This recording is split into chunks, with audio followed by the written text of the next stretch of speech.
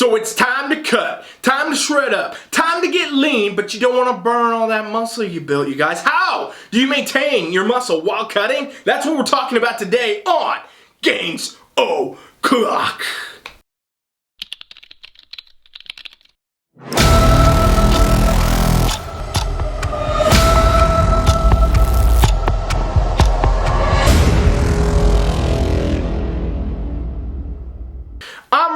From Team Flex. You're on my show Gainz O'Clock. Every Friday we talk about whatever questions you guys are asking me, things that are going to help you make those gains. Today we're going to talk about how do you maintain your muscle while cutting. Question people always have, you guys, you want to get lean, you want to get shreddy, but you don't want to burn that muscle, and I'm going to tell you exactly how to do it today. Remember, just one of 5 awesome shows I run all week, so please hit the subscriber button right here. Give me a thumbs up, drop me a comment, let me know what you think. Thank you guys so damn much. Let's dive in. So, the time has come. It's time to get lean, time to shred up, time to begin that cut. You've been spending all your time building muscle, you got your calories up, you add a little bit of body fat, it happens, you built that muscle though, and now you're going to cut. And when we cut, everybody knows that a byproduct of losing weight, of being in a caloric deficit, of burning body fat, is going to be some muscle is going to be lost. Some muscle is going to get, in other words, burnt. And this does happen, unfortunately, either way, you guys, but you can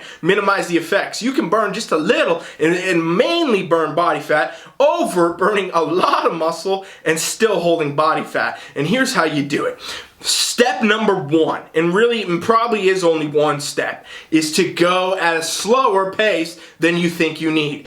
Slow down! The problem is with people when they burn muscle on a cut is they cut calories and they start cardio right away. And they cut calories a lot, not just a little, not a little smidge. We're talking a lot. They're going to extreme dieting measures to try to burn body fat, which will work, but it's also going to burn muscle too. And you're probably going to burn more muscle than body fat. What you guys got to think about muscles is it's kind of this tissue in your body that is an expensive tissue. Okay, it requires a lot of calories to maintain muscle. Your body doesn't necessarily want to hold muscle because it's expensive and it goes against survival, what our primitive brain thinks, to want to have a bunch of muscle, right? This is why a lot of people that, have a lot of muscle, they got to eat all the time, they got to be hydrated all the time, they got to do all these things that support survival to your primitive brain so your body will let you maintain it. Well, when all of a sudden you go to this extreme, oh, you cut the food down, oh, you're doing a lot more activity, oh, you're doing all these things, your body says, wow, we're in a survival situation, right? It's like you just got airdropped into the middle of the desert somewhere and now you're not eating as much and you're doing a lot of cardio. Your body says burn that muscle, burn that expensive tissue, hold the body fat though, because we need that for survival. So you guys, you gotta trick your primitive brain into letting you burn this body fat without burning this muscle, and the way you do it is you go about your whole process at a slower pace. So you say, you know what, I'm going to take just 200 calories, maybe 300 off the top of my diet, and that's all I'm going to do. 200 to 300 calories down, I'm in a little bit of a deficit now, I'm going to go train, I'm going to go eat, I'm going to do it all week, see where I stack up. And a lot of times if you go at the slower pace, you can always start there and go up if you need to as you go, cut a little more, you're going to have to cut a little more as you go down the road, but starting at the slower pace allows you to be like, alright, I'm monitoring this, I'm seeing this body fat drop. I'm checking this, I'm still holding that muscle, everything's going good. And you're also not signaling drastic changes to your body, to that primitive brain we're talking about that's going to make you just simply burn this muscle. And so you end up burning body fat and you'll end up also preserving muscle. Write that down, write that down! Here's tip number 2 that I gotta give to throw in as I'm talking about this. I said it might just be 1, now it's 2, is you gotta get your protein intake up, okay? The higher you have your protein, the more it's gonna help you maintain your lean body mass. It also helps you burn fat. Protein is thermodynamic, which means that it takes calories to burn it. As your body's digesting, it's going to take some calories. So